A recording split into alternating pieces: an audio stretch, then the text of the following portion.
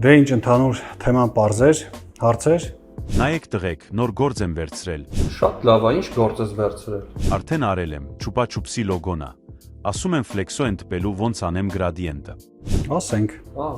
Գրադիենտի հետ աշխատելիս մի քանի բան պիտի հաշվի առնենք։ Առաջին հերթին, եթե գրադիենտները պարզ են, հենց այդպես էլ կարող ես ուղարկել տպարան, բայց եթե գրադիենտները բարդ են, օրինակ գրադիենտ mesh, միանշանակ պետք է սարքել raster։ Ինչպես ենք դա անում,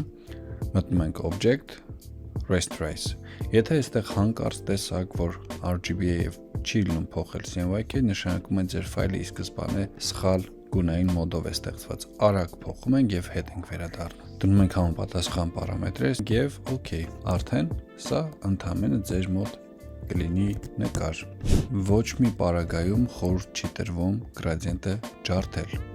expand անել, որովհետեւ այս դեպքում դուք կունենաք հետեւյալ վիճակը. մանր դետալներից կազմված ֆայլ, որը տպագրելու արդյունքում հնարավոր է ձեզ մոտ առաջանան բացատներ, այսպիսի հատվածներ, ինչը բնականաբար ցանկալի չէ։ Համոզվենք, որ երանգներից մեկը, որը դեպի թափանցիկն է գնում, գոնե 3% գույն է պարունակում։ Ահա այս մի քանի բանը, եթե հիշեք, տպագրական ֆայլերի հետ ահագին լավ կլինի աշխատել։